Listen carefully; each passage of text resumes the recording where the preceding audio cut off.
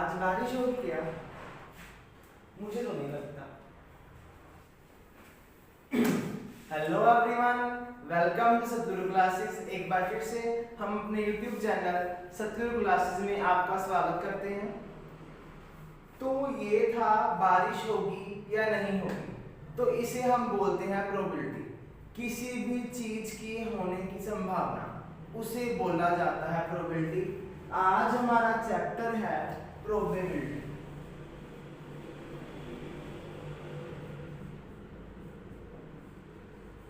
आज हमारा चैप्टर है प्रोबेबिलिटी।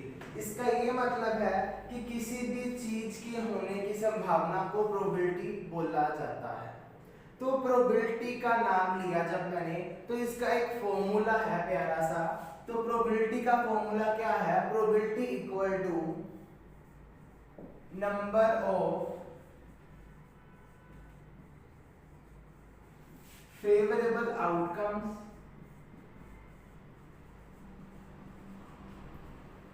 डिवाइड बाय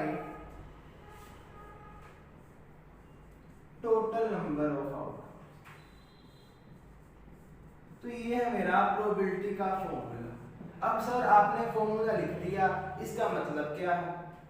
पहले हम इसका मतलब समझते हैं कि इसका मतलब क्या है। फॉर एग्जाम्पल कि यही बात मैं कहूं कि आज बारिश होगी, तो मैं नाम लूं रेन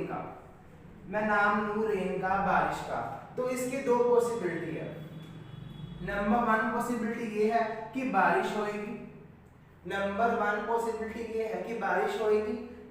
टू पॉसिबिलिटी है कि बारिश नहीं होगी। तो इसे बोला जाता है टोटल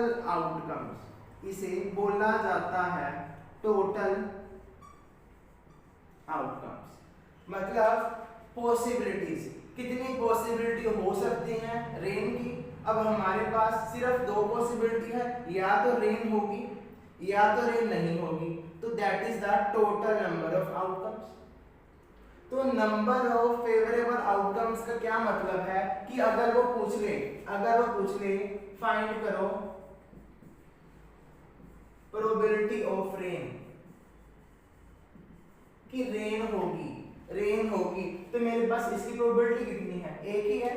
तो मेरा आंसर आ जाएगा 1 डिवाइड बाय टोटल आउटकम्स। मतलब टोटल प्रोबेबिलिटी कितनी है मेरी रेन की? 1 2। तो मेरे पास टोटल क्या हो जाएगा? प्रोबेबिलिटी ऑफ रेन, कि रेन होएगी 1/2। अगर मैं बात करूं प्रोबेबिलिटी ऑफ रेन नहीं होगी, तो उसके लिए भी मेरे पास क्या है? एक पॉसिबिलिटी है रेन नहीं होगी, तो प्रोबेबिलिटी क्या बनेगी? रेन नहीं होगी 1, क्योंकि प्रोबेबिलिटी यहाँ पर एक है मेरे पास, डिवाइड बाय 2। टोटल तो मेरे पास 2 थी ना, टोटल तो प्रोबेबिलिटी मेरे पास 2 थी, तो मेरे पास प्रोबेबिलिटी क्या आ गई? 1/2, मतलब हाफ आ गई। हाँ जी, एक और एग्जांपल लेते हैं। सपोज करो मेरे पास कॉइन है, ये इसका हेड वाला सिरा है, मतलब हेड वाला पोर्शन है, नेक्स्ट वाला टेल है। तो हमें ये तो पता है कि एक कॉइन है, उसमें दो फेसेस होते हैं, एक तो के फेस हेड होता है, दूसरा फेस टेल होता है। चलो, हमें ये पता है कि एक हेड होता है, दूसरा मेरे पास टेल होता है। तो अगर मैं बात करूं एक कॉइन की, जब कोई भी कॉइन उछाला जाता है किसी भी टीम के लिए कि वो टीम जीत गई, तो वो पहले बैटिंग करेगी, या फिर दूसरी टीम जीत गई वो बाद में बैटिंग करेगी। तो ये हमारी चॉइस होती है। तो उसी तरह से क्या होता है, मेरे पास एक कॉइन है, कॉइन को उछाला जाता है, क्योंकि उसके दो सिरे होते हैं, तो मेरे पास दो पॉसिबिलिटी आ गई, या तो हेड आएगा, दूसरी पॉसिबिलिटी मेरे पास क्या होती है? या तो टेल आएगा। अगर वो कह दे कि प्रोबेबिलिटी फाइंड करो हेड आने की, तो मेरे पास हेड आने की प्रोबेबिलिटी तो 1 थी, नंबर ऑफ फेवरेबल आउटकम तो 1 थे, डिवाइड बाय टोटल कितनी पॉसिबिलिटी बनी थी मेरे पास? 2। तो 1/2 मेरा क्या हो जाएगा? आंसर हो जाएगा। सिमिलरली अगर वो फाइंड करने को बोल दे कि प्रोबेबिलिटी ऑफ टेल की फाइंड करो टेल की, तो मेरे पास ये भी क्या आ जाएगी, क्योंकि टेल की 1 पॉसिबिलिटी है दोनों में से, तो मेरे पास 1 डिवाइड बाय टोटल कितनी है 2, तो मेरे पास ये हमारा क्या आ जाएगा, आंसर आ जाएगा। अच्छा मुझे अब एक बात बोलो कि मैंने क्या लिखा, प्रोबेबिलिटी लिख दी मैंने रेन आने की, यहाँ प्रोबेबिलिटी में लिख दी कि रेन नहीं आएगी। अब टोटल प्रोबेबिलिटी की बात करूं मैं बात करूं टोटल प्रोबेबिलिटी, मतलब probability of coming rain, rain आएगी, प्लस प्रोबेबिलिटी की बात करूं मैं कि रेन नहीं आएगी, तो मेरे पास टोटल प्रोबेबिलिटी क्या होगी, टोटल प्रोबेबिलिटी हमेशा मेरे पास 1 बनेगी, कुछ मर्जी हो जाए, टोटल प्रोबेबिलिटी मेरे पास हमेशा क्या बनेगी, 1 बनेगी। देखते हैं, प्रोबेबिलिटी ऑफ रेन आएगी तो मेरे पास 1/2 आई थी, मैंने यहाँ 1/2 लिख दिया। नेक्स्ट प्लस है तो मैंने यहाँ पर प्लस लिख दिया, तो रेन नहीं आएगी की प्रोबेबिलिटी क्या है मेरे पास 1/2 है, ये भी हाफ है, इन दोनों को सोल्व करें क्या आ जाएगा 2 डिवाइड बाय 2, तो मेरे पास क्या आ जाएगा 1, कि टोटल प्रोबेबिलिटी मेरे पास हमेशा 1 ही रहने वाली है, चाहे कुछ मर्जी हो जाए, चाहे कुछ मर्जी हो जाए। हाँ जी नेक्स्ट, ये भी ऐसा ही है कि probability of head plus probability of tail की हम प्लस करें, तो मेरे पास ये हेड की क्या थी, हाफ थी, प्लस टेल की भी मेरे पास क्या थी, हाफ थी, तो मेरे पास टोटल प्रोबेबिलिटी क्या निकल कर आई 1, टोटल प्रोबेबिलिटी क्या निकल कर आई 1, मतलब कुछ मर्जी हो जाए, हमने सिर्फ यही फॉर्मूला अप्लाई करना है प्रोबेबिलिटी चैप्टर में। अगर हमारा आंसर सही नहीं आ रहा, अगर हमारा आंसर सही नहीं आ रहा तो हम चेक कर सकते हैं आंसर सही क्यों नहीं आएगा, क्योंकि प्रोबेबिलिटी मैंने 1 निकाली है। अगर आपकी टोटल प्रोबेबिलिटी 1 नहीं आ रही तो आप आंसर को चेक कर सकते हैं और अपना आंसर सही निकाल सकते हैं। हाँ जी, एक और एग्जांपल की बात करते हैं, चलो कॉइंस ले लेते हैं, हम दोबारा से कॉइंस ले लेते हैं। हाँ जी, अब मैंने क्या बोला, हम कॉइंस ले लेते हैं, तो मैंने बोला कि दो कॉइंस को हमने अगर उछाला एक टाइम पर, मैंने क्या बोला, अब मैं ले लिए दो कॉइंस ले लिए, ठीक है सर, 2 कॉइंस ले लिए, ठीक है। चलो, तो इतना तो हमें क्लियर है कि कॉइन में हेड भी होंगे और टेल भी होंगे। सपोज करो मैंने 2 कॉइंस उछाल दिए साइमल्टेनियसली, मतलब इकट्ठे,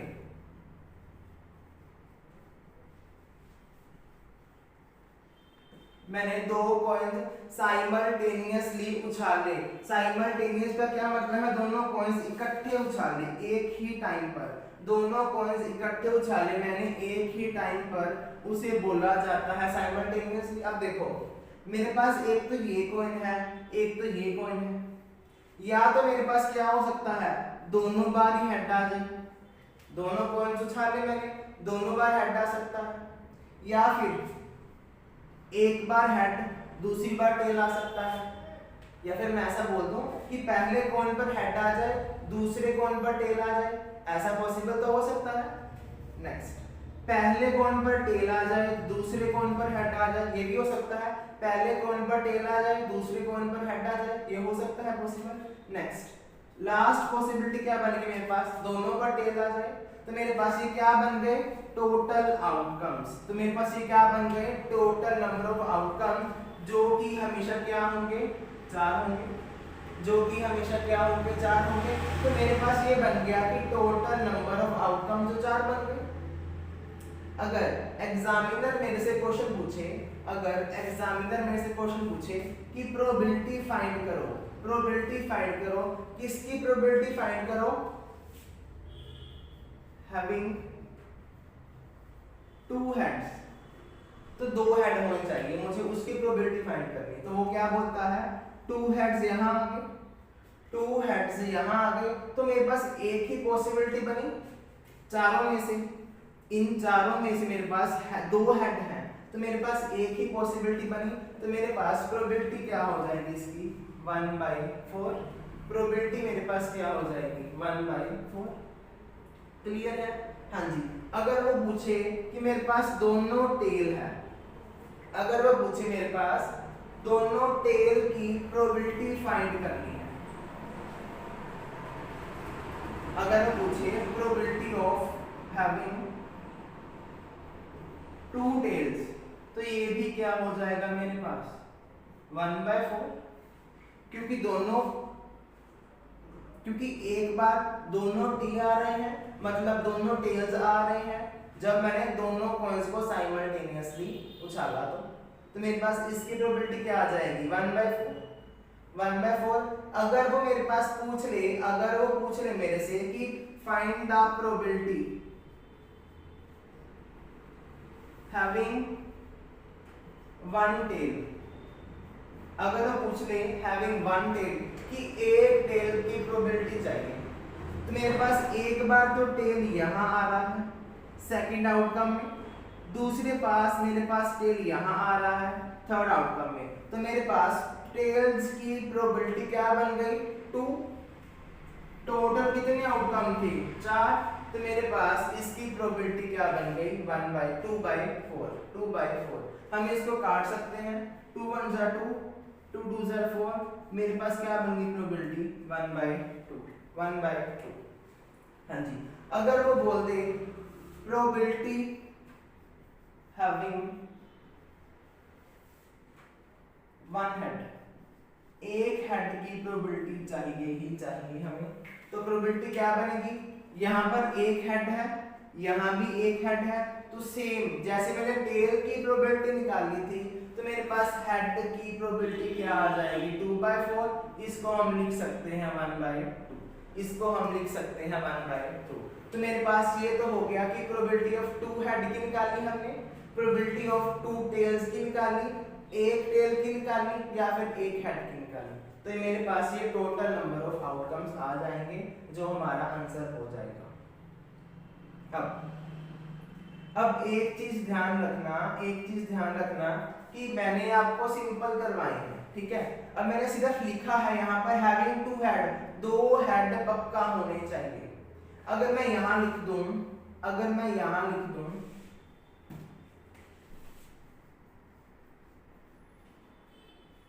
एटलीस्ट 1 हेड, कि एक हेड तो पक्का होना चाहिए। अब मैं आउटकम को दोबारा से लिख लूं, मेरे पास 4 आउटकम्स आए थे, head tail head tail and tail, ठीक है। अगर मैं यहाँ लिख दूं एटलीस्ट 1 हेड, मतलब एक हेड तो होना ही चाहिए, ज्यादा भी हो सकते हैं, तो मेरे पास क्या बनेगा, एक हेड यहाँ पर है, एक हेड यहाँ पर है, यहाँ पर 2 हेड है, तो मेरे पास पहला आउटकम तो ये बन गया, दूसरा आउटकम ये बन गया, तीसरा आउटकम ये बन गया, क्योंकि उन्होंने बोला था एक हेड तो पक्का होना चाहिए, 2 भी हो सकते हैं, 3 भी हो सकते हैं। देखो 3 तो होंगे नहीं, क्योंकि मेरे पास कॉइन्स ही 2 हैं, कॉइन्स ही 2 हैं, तो 3 हेड या 3 टेल तो हो ही नहीं सकते। तो मेरे पास क्या होगा, 3 पॉसिबिलिटी आ गई, तो इसका आंसर क्या हो जाएगा, मेरे पास इसका आंसर क्या हो जाएगा 3/4।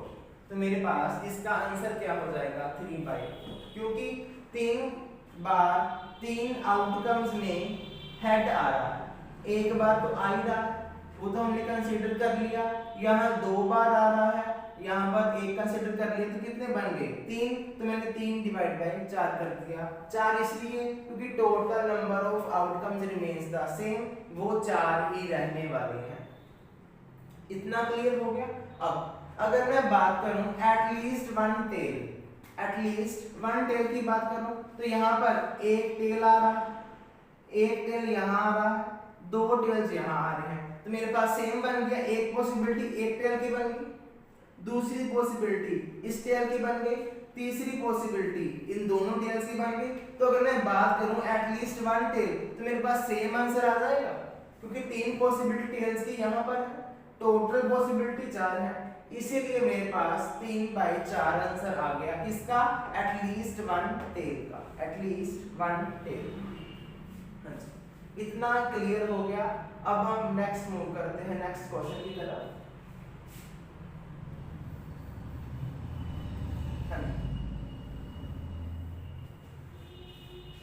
अच्छा, आप सभी ने डाइस तो देखा होगा, लूडो वाला, ठीक है। तो हम डाइस की एग्जांपल लेते हैं। हाँ जी, अगर मैं एक डाइस को थ्रो करूं, एक डाइस को थ्रो करूं, when I throw one dice, मैं चेक कर लूं विजिबल है, हाँ जी विजिबल है। अगर मैं थ्रो करूं वन डाइस को तो मेरे पास कितने आउटकम्स आ सकते हैं, जल्दी से कमेंट करें। अगर मैं एक ही डाइस को थ्रो करूं तो मेरे पास कितने आउटकम्स आ सकते हैं?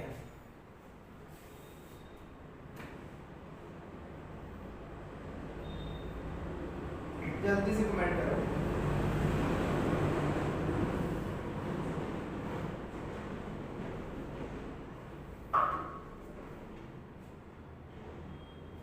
हाँ जी, अगर मैंने एक डाइस को थ्रो करा तो मेरे पास या तो एक आ सकता है, या दो आ सकता है, या तीन आ सकता है, या फिर चार आ जाए, पांच भी आ सकता है, छह भी आ सकता है। क्योंकि मेरे पास डाइस के 6 फेसेस होते हैं। डाइस के 1 2 3 4 5 6, क्योंकि मेरे पास डाइस के 6 फेस होते हैं तो मेरे पास 6 ही प्रोबेबिलिटी बनेगी टोटल। अब 1 2 3 4 5 6, तो मेरे पास टोटल नंबर ऑफ आउटकम्स कितने हो गए? 6 मैंने यहाँ लिख दिया, 6 मैंने यहाँ लिख दिया। अगर मैं फाइंड करूं प्रोबेबिलिटी, अगर मैं फाइंड करूं probability of even numbers, probability find करूं मैं इवन नंबर्स, तो मेरे पास इवन नंबर मतलब जो नंबर्स 2 के टेबल से डिवाइड होते हैं उन्हें बोला जाता है इवन नंबर्स। हाँ जी, तो इवन नंबर एक तो 2 है, एक तो 4 है, एक तो 6 है, तो मेरे पास यहाँ 3 इवन नंबर्स आ गए। तो मेरे पास प्रोबेबिलिटी क्या बन गई? 3/6, 3/6 प्रोबेबिलिटी बन गई। अगर मैं फाइंड करना चाहूँ probability of odd numbers, probability of odd numbers find करना चाहूँ तो मेरे पास क्या बनेगी? तो मेरे पास पहले हमें ये पता होना चाहिए कि ऑड नंबर्स कौन से होते हैं। तो ऑड नंबर्स वो नंबर्स होते हैं जो 2 के टेबल पर डिवाइड नहीं होते, that is called odd numbers. तो मेरे पास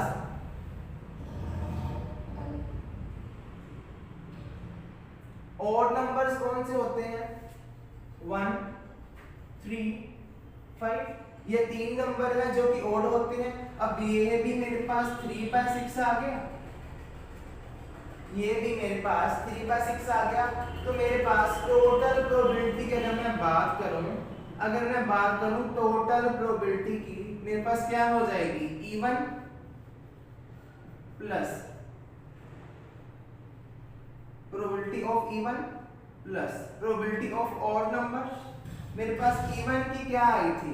इवन की मेरे पास आई थी 3/6 प्लस ऑड की मेरे पास क्या आई थी? ये भी 3/6, क्या हो गया? ये 6/6, मतलब टोटल प्रोबेबिलिटी मेरे पास 1 आ गई, टोटल प्रोबेबिलिटी मेरे पास 1 आ गई। इससे पहले वाले क्वेश्चन पर भी ये चीज अप्लाई हो सकती थी कि प्रोबेबिलिटी 1 आ गई, तो हमारा आंसर जो है सही है। अच्छा, अगर वो पूछ ले find the probability of multiples of 3, probability find करनी है हैविंग मल्टीपल्स ऑफ 3, कि 3 के गुणनखंड 3 के टेबल पर जो डिविजिबल होते हो, एक तो 3 खुद हो जाएगा, एक तो 3 खुद हो जाएगा और दूसरा 6 हो जाएगा। तो मेरे पास कितने आउटकम्स बच गए? 2 आउटकम्स बच गए, मतलब 2/6 मेरा सही आंसर हो जाएगा। अगर मैं प्रोबेबिलिटी की बात करूं, अगर मैं प्रोबेबिलिटी की बात करूं, note A multiples of 3, note a multiples of 3, कि नोट मल्टीपल्स ऑफ 3 नहीं चाहिए। तो अगर मेरे पास मल्टीपल्स ऑफ 3 2 है आउटकम्स, तो नोट मल्टीपल्स ऑफ 3 के आउटकम मेरे पास 4 हो जाएंगे, 4 हो जाएंगे।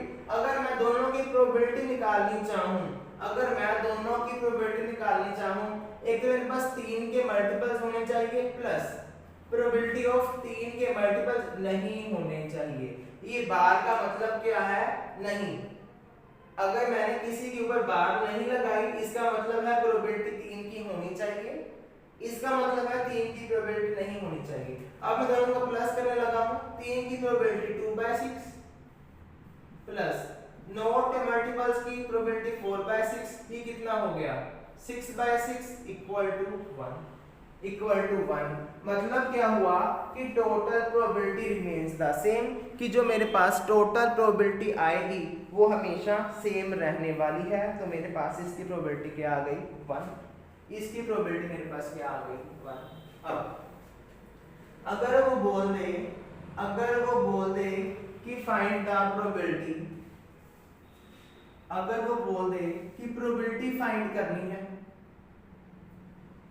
having first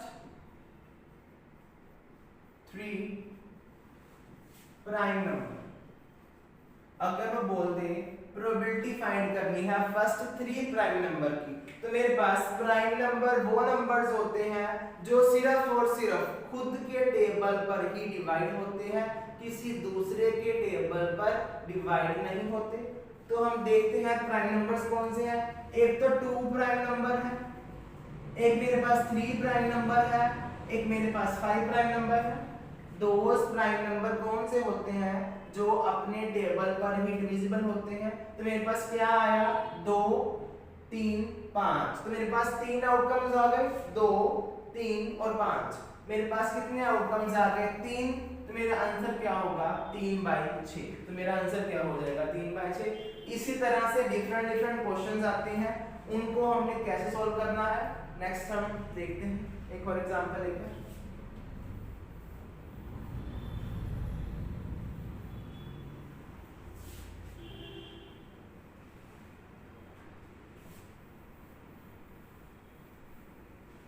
हाँ जी, ये तो था मेरे पास एक डाइस गिवन था।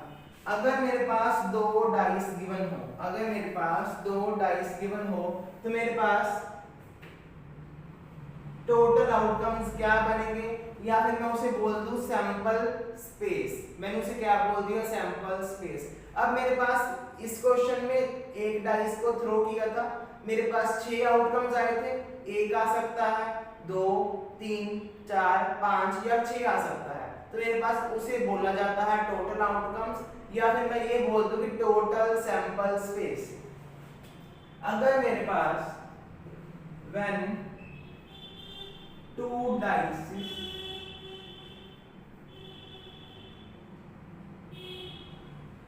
throw simultaneously, अगर 2 डाइस को साइमल्टेनियसली थ्रो किया जाए तो मेरे पास क्या बनेगा। अब ध्यान से देखना, इतना बड़ा सैंपल स्पेस बन जाएगा। ध्यान से देखना, पहले डाइस पर 1 आया, दूसरे डाइस पर 1 आ सकता है। ऐसे मैं कह सकता हूं पहले डाइस पर 1 आ सकता है, दूसरे डाइस पर 2 आ सकता है। पॉसिबल तो हो सकता है। फिर ऐसा भी पॉसिबल हो सकता है, फिर ऐसा भी हो सकता है, ऐसा भी हो सकता है और ऐसा भी हो सकता है। हो सकता है कि पहले डाइस पर 1 1 1 नहीं आए, दूसरे डाइस पर 1 2 3 4 5 6 आए। अब ऐसा भी हो सकता है पहले डाइस पर 2 आ जाए, दूसरे डाइस पर 1 आ जाए। अब ऐसा भी हो सकता है कि पहले डाइस पर 2 ही आए हर बार, दूसरे डाइस पर 2 3 4 5 6 आ सकता है। देखो कुछ भी हो सकता है। हमने टोटल प्रोबेबिलिटी मानकर चलनी है कितनी होती है, हमने टोटल प्रोबेबिलिटी मानकर चलनी है कि कितनी होती है। तो हम ये सपोज करके चलेंगे ही चलेंगे, भाई चैप्टर का नाम ही प्रोबेबिलिटी है तो हम ऐसा करेंगे। अब तीसरे डाइस पर पहले डाइस पर 3 आ जाए, दूसरे डाइस पर 1 हो जाए। चौथी बार पहले डाइस पर 4 आ जाए, दूसरे डाइस पर 1 आ जाए। पांचवी बार फर्स्ट डाइस पर 5 आ जाए, 1 आ जाए, 6 और 1 ऐसा हो सकता है। अब ये चलता जाएगा, ये भी चलता जाएगा, ये भी चलता जाएगा। एंड में क्या होगा 3 1 है तो 3 6 आ सकता है, 4 1 है तो 4 6 आ सकता है, 5 1 है 5 6 आ सकता है, 6 1 है, तो दोनों डाइस पर 6 6 हो सकते हैं। तो मेरे पास ये टोटल सैंपल स्पेस बन गया 36 आउटकम्स का। मतलब मेरे पास टोटल आउटकम्स कितने हैं, 36 आउटकम्स हैं जब मैंने दो डाइस को थ्रो किया साइमल्टेनियसली, मतलब दोनों डाइस को मैंने इकट्ठा किया। पॉसिबल तो हो सकता है यार, देखो दोनों में 1 1 आ जाए, 1 2 आ जाए, 1 3 आ जाए, 1 4 1 5 1 6, कुछ भी हो सकता है। ये सभी ऐसा पैटर्न चलता जाएगा। जहां मैंने डॉटेड लाइंस लगा रखी हैं यहाँ पर सेम आएगा, 2 2 है, यहाँ पर 3 2 4 2 5 2 6 2 2 3 है, यहाँ पर 3 3 3 4, कुछ भी हो सकता है, मतलब कुछ भी हो सकता है। 36 मेरे पास बनेंगे टोटल नंबर ऑफ आउटकम्स। अगर वो बोलते हैं कि मुझे प्रोबेबिलिटी फाइंड करनी है, अब तो हम फॉर्मूला रेज कर देते हैं, तो हमें याद तो हो ही गया। हाँ जी, अगर वो बोलते कि टोटल नंबर ऑफ आउटकम्स निकालो जिनका सम 6 है, जिनका सम क्या है 6 है, हम देखते हैं कि पहले तो इसका सम 6 है, 5 और 1 6, मेरे पास एक तो आ गया 1 5, ठीक है। अब 4 2 का भी मेरे पास क्या है 6 है सम, मेरे पास क्या आ गया यहाँ पर 2 4। अब यहाँ पर मेरे पास क्या आएगा 3 3 आएगा, तो मेरे पास क्या आ गया 3 3। अब मेरे पास क्या होगा 4 2, नेक्स्ट टाइम 5 1, ये तो बनेगा। अब 6 0 तो कभी हो ही नहीं सकता, क्योंकि 2 डाइस थ्रो करने हैं मैंने, तो 0 तो डाइस पर होता ही नहीं है, ठीक है। तो मेरे पास क्या बन गया 1 5 2 4 3 3 4 2 और 5 1, मेरे पास क्या बन गया, ये मेरे पास आउटकम्स बन गए, नंबर ऑफ फेवरेबल केसेस 5 बन गए। तो मैंने यहाँ क्या लिख दिया 5 डिवाइड बाय टोटल आउटकम्स मेरे पास 36 थे, टोटल आउटकम्स मेरे पास 36 थे, तो मैंने यहाँ 36 लिख दिया। तो मेरे पास ये क्या आ गया, प्रोबेबिलिटी आ गई जिन डाइसेस में फेसेस का सम 6 हो, दैट इज 5/36। अगर मैं बोल दूं डाइसेस का सम 10 है, दोनों डाइसेस का सम 10 है फेसेस का, तो 10 कहां पर आ रहा है, एक तो मेरे पास आ रहा है 4 6 10, हाँ जी, बनेगा क्या मेरे पास, एक तो मेरे पास 4 6 आ रहा है, दूसरा मेरे पास 5 5 आ रहा है, तीसरा मेरे पास 6 4 आ रहा है। हाँ जी, और तो कोई नहीं बनेगा ना। देखो 7 और 3 3 और 7 बन सकते हैं, पर डाइस में 7 तो होता ही नहीं है ना, डाइस में 7 तो होता ही नहीं है।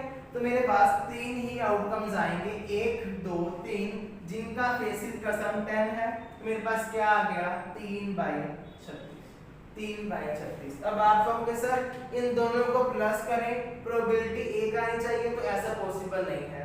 प्रोबेबिलिटी सेम आ जाए ऐसा पॉसिबल नहीं है। क्यों नहीं पॉसिबल, देखो हमने यहाँ लिखा है सम 6, यहाँ हमने लिखा है सम 10, तो ये प्रोबेबिलिटी डिफरेंट होगी। तो मैंने ये नहीं बोला कि सेम प्रोबेबिलिटी आएगी या डिफरेंट आएगी, तो मेरा आंसर आएगा कि सेम प्रोबेबिलिटी का सम कितना होगा, हमेशा 1 होगा। कैसे 1 होगा, ये मैंने निकाला है सम 6 होना चाहिए। अगर मैं निकाल दूं कि जब सम है नॉट 6, सम 6 नहीं होना चाहिए। अब ध्यान से देखो 5 का सम 6 है, 5 फेसेस का 5 आउटकम्स का सम 6 है, तो मेरे पास बाकी बचे कितने 31 बच गए, बाकी बचे कितने 31 बच गए ना। तो इनका सम क्या होगा 6 नहीं होगा, कोई और हो सकता है, कोई और हो सकता है। जो रह गए थे हमने ये कंसीडर किए थे, ये वाले जो रह गए थे उनका सम 6 नहीं हो सकता, कोई और होगा, 7 होगा, 10 होगा, कुछ भी हो सकता है उनका सम। तो मेरे पास टोटल प्रोबेबिलिटी क्या आ जाएगी, इन दोनों को सम करेंगे तो टोटल प्रोबेबिलिटी मेरे पास हमेशा 36/36 1 बनेगी। तो ये प्रोबेबिलिटी 1 बन जाएगी, ये दोनों प्रोबेबिलिटी 1 कभी नहीं बनेगी, ठीक है। हाँ जी, नेक्स्ट अब अगर वो बोल दें कि दोनों में सेम डिजिट्स हैं, both faces have same digits, दोनों के फेसेस पर सेम डिजिट्स हैं, तो इसका क्या मतलब है? 1 1 हो सकता है, 2 2 हो सकता है, 3 3 हो सकता है, 4 4 5 5 6 6। तो मेरे पास कितने आउटकम्स बन गए? 1 2 3 4 5 6, दोनों के फेसेस पर सेम डिजिट्स हैं, तो 6 बन गए, डिवाइड बाय टोटल, मेरे पास ये आंसर आ जाएगा, मेरे पास ये आंसर आ जाएगा। अगर मैं बात करूं नॉट सेम, डिजिट सेम नहीं है, तो इसका क्या आंसर आएगा? मेरे पास डिजिट सेम नहीं है तो 6 को तो डिजिट सेम है, बाकी बचे कितने? 30 बच गए, तो 29 का सम, 29 का डिजिट्स फेसेस पर सेम नहीं होंगे, मेरे पास कितने आ जाएंगे? 30। अगर मैं दोनों को प्लस करूं, मेरे पास क्या बनेगा? 36 बटा 36 मतलब 1। तो मेरे पास एक क्या आ जाएगी? टोटल प्रोबेबिलिटी आ जाएगी, मेरे पास एक आ गई टोटल प्रोबेबिलिटी, जो कि बनी किससे है? फेसेस पर same digits plus not same faces पर। मेरे पास ये क्या आ जाएगा? आपका आंसर आ जाएगा। हाँ जी, अगर वीडियो अच्छी लगे वीडियो को लाइक शेयर और कमेंट कर देना और चैनल को सब्सक्राइब कर देना। Thank you very much.